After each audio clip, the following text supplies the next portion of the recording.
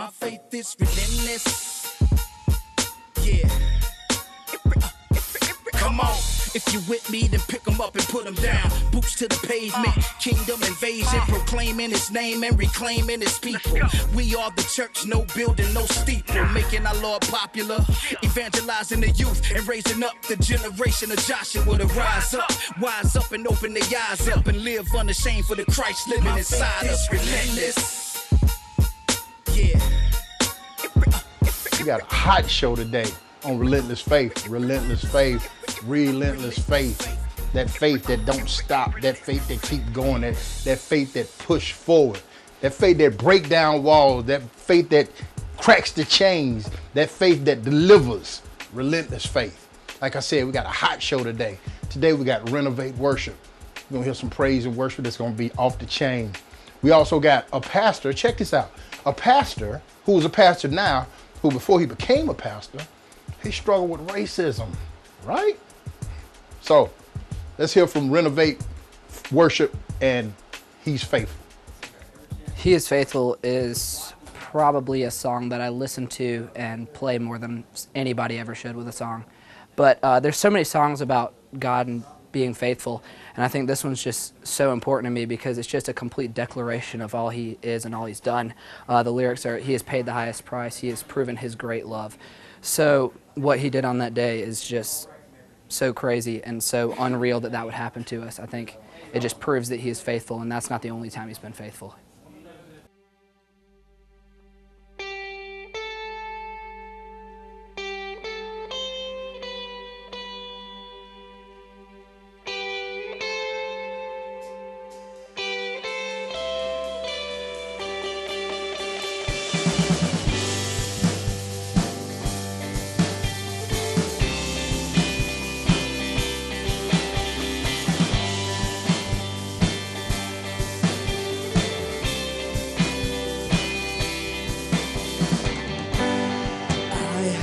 Heard a sound coming on the way, changing hearts and minds, healing brokenness.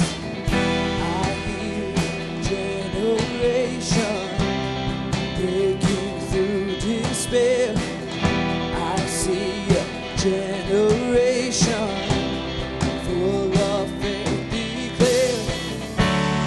And our song, it will be out of the darkness we will rise and sing. He is faithful, He is glorious, and He is Jesus, and all my hope is in Him. He is freedom. He is healing right now. He is hope and joy and love and peace and life. Yeah.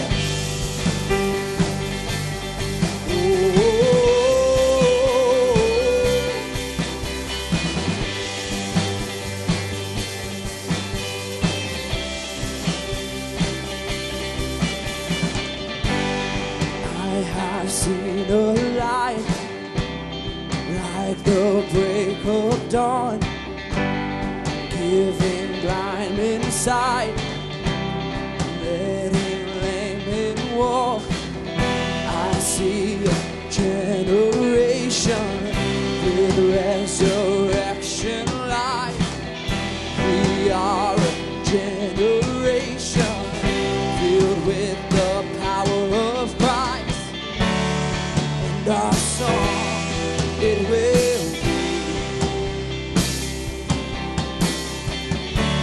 And out of the darkness we will rise and sing. He is faithful, He is glorious, and He is Jesus, and all my hope is in Him. He is freedom, He is healing.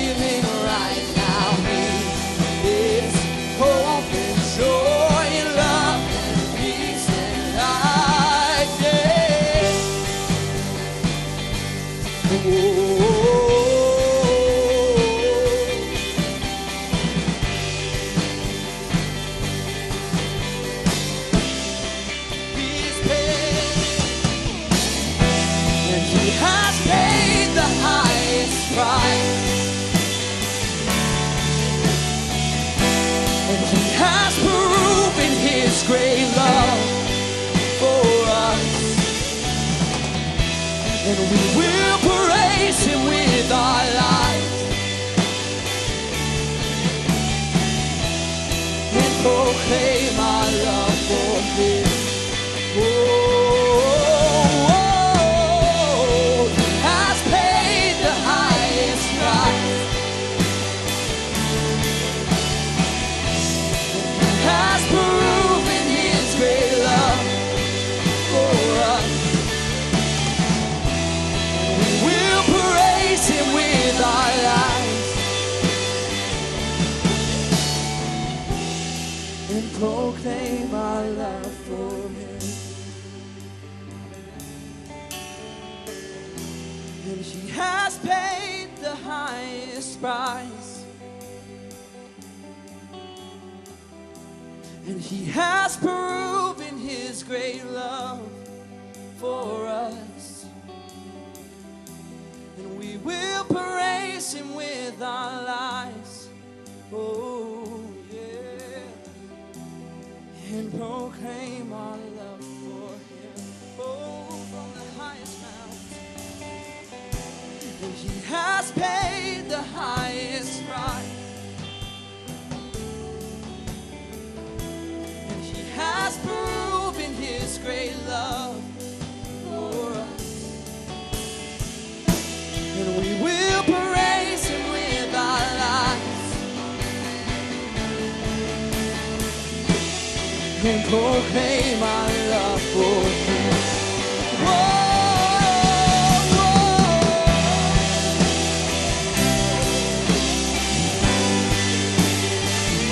proclaim our love.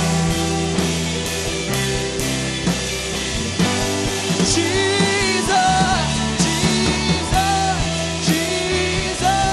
Jesus, Jesus, Jesus, Jesus, his name has paid the highest price. Has proven his great love for us. We will praise him with our lives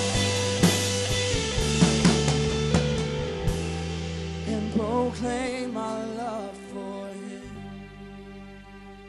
Why someone should know Jesus is that he is just more than a friend. You've got your relationships with people in your life that come and go, but this one always stays. Just like one of the songs we sang, he is faithful. He's going to be faithful till the end. He's not just faithful for a few days. He's not going to leave you because you did something. You betrayed him in a way. He's going to be there no matter what. So you've got that solid rock, that firm foundation that you're going to be on day in and day out.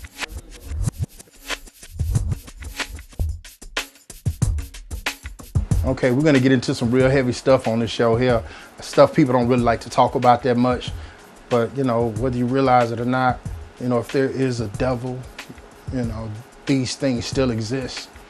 Because he's not gonna let them shut down. He's gonna use his greatest weapons, and his greatest weapon is division. If he can figure out any kind of way to divide you, that's what he's gonna do. So we're gonna hear from Jimmy. He's got a great testimony of what God did in his life, took him from racism and prejudice to redemption on Relentless Faith. I went to my first Klan meeting when I was 5 years old.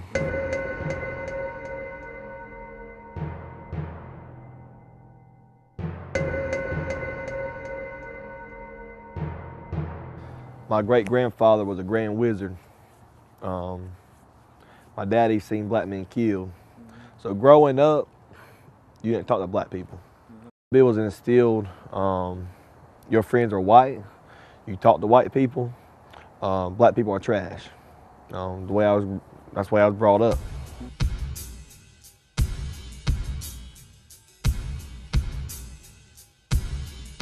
When I was in high school, there's me and probably about 10 other kids, and we were all the same way.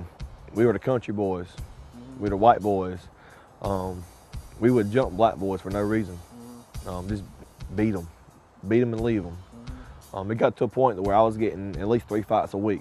In my heart, I truly hated black people. No black man ever did anything to me that caused me to hate them. In my mind, Satan instilled in my heart, they're not like you. It's something that the enemy plants inside our minds.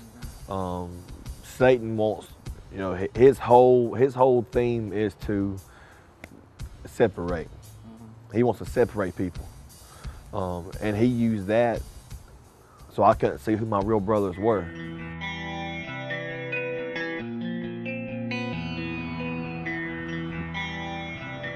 We didn't have any black people in my church.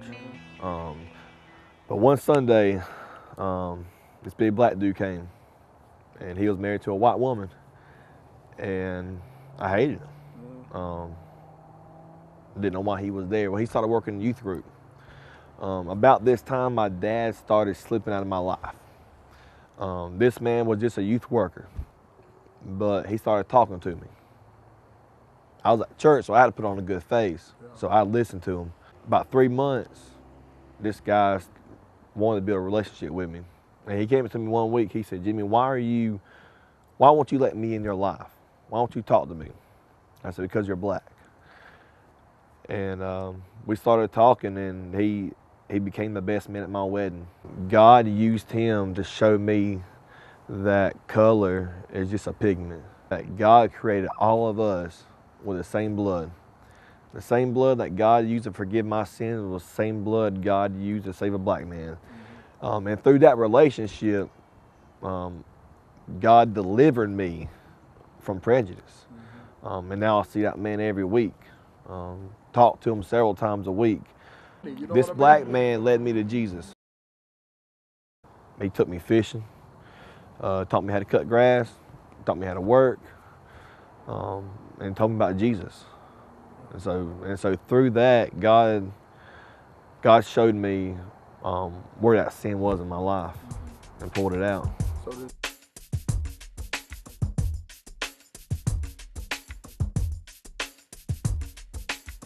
You know, now I deal with, most of my kids at church are black that I deal with now. 30% of my kids don't know their dads. The only father figure they see is me on Wednesday nights or Sunday nights. Every week when I see these kids, they come, they give me hugs. They tell me they love me.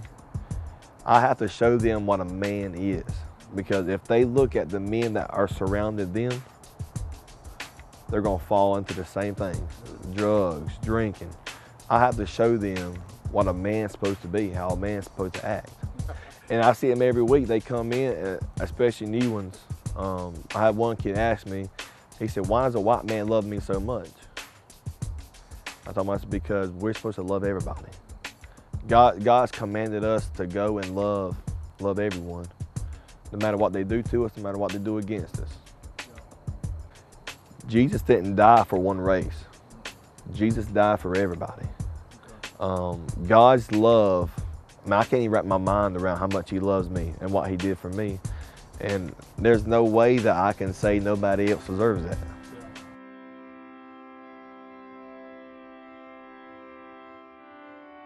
I have to say, today, I'm not going to hate.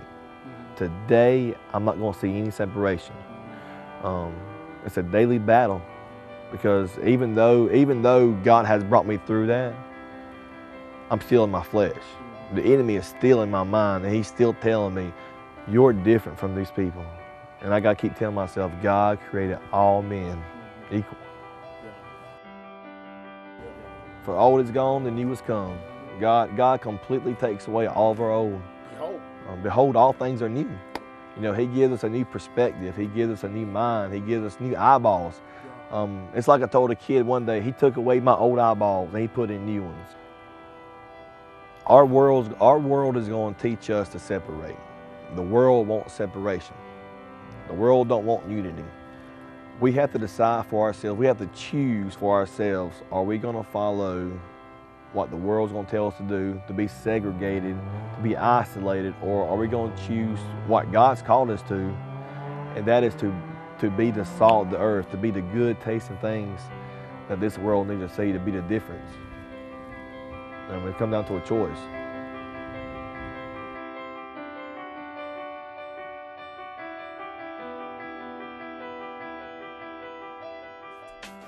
Here we are with questions again. The question of the week is a good one. It's a doozy. All kids want to know about this right here, you know, expectations, okay? So we're going to hear from Tyjon, and then we're going to hear some biblical answers. My name is Tyjon, and my question is, will I ever reach my parents' expectations?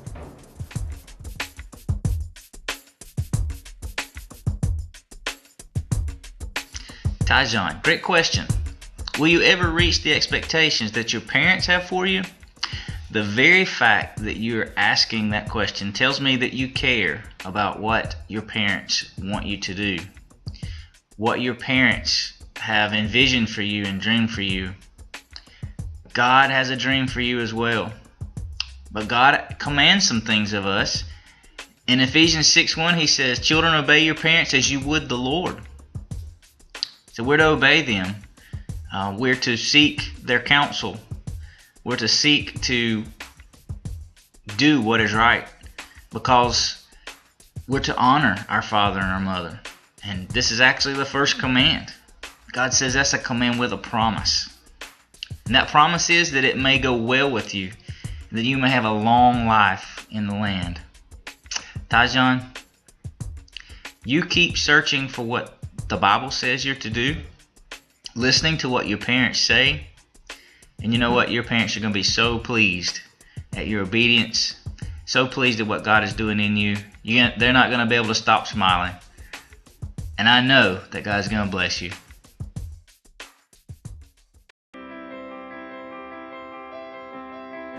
Racism is a heavy thing.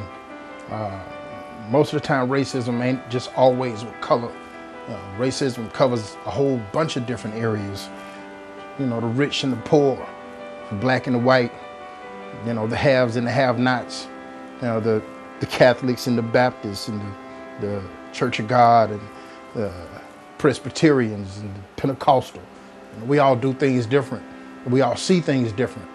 You know, Jesus, there was a time when he was sitting around with the Pharisees and they attributed something that he did to Satan. He said, you know, even Satan's house is not divided. And so that's one of Satan's biggest tricks, and that is to divide the house of God. It's the hardest thing in the world for us to do is come together, you know. So let's just come together. Next, we're going to have Renovate Worship. They got a great song coming up. Check it out. Have It All. It's by one of our favorite artists, Bethel Music, and we kind of just chose it on a whim. Like, we kind of just chose one off their newest album, and it's pretty much a declaration over our lives, saying, you know, God, you could have all of us. You know, like, we give you our whole heart. There's no restrictions here in this, you know, in this kind of love. So it's really a song that, you know, we're singing to God. You know, you could have our whole hearts, God. You could have all our lives, and it's a really important song because, I mean, you know, we're telling Jesus, you know, completely take over. You know, have our whole hearts. You know, you have full control. We're giving him full control with that song and declaring that to him. So it's a little bit of Have It All. You can have it all, Lord. Every part of my world. Take this life and breathe on this heart that is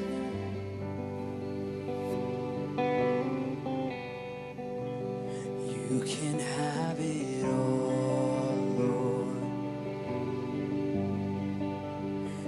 Every part of my world.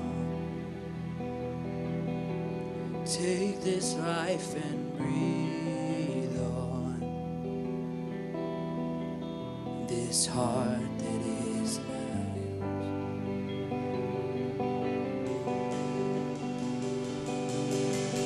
And oh, the joy I found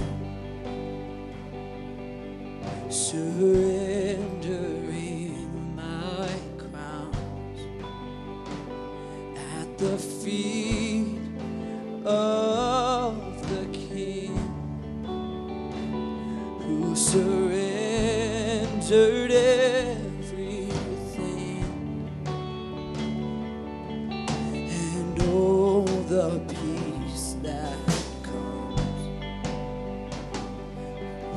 when I'm broken and undone by your unfailing grace. I can lift my voice and say, you can have it all, Lord. Every part of my world. Take this life and breathe on this heart that is now yours. You can have it all, Lord. Every part of my world. Take this life and breathe on this heart that is now yours.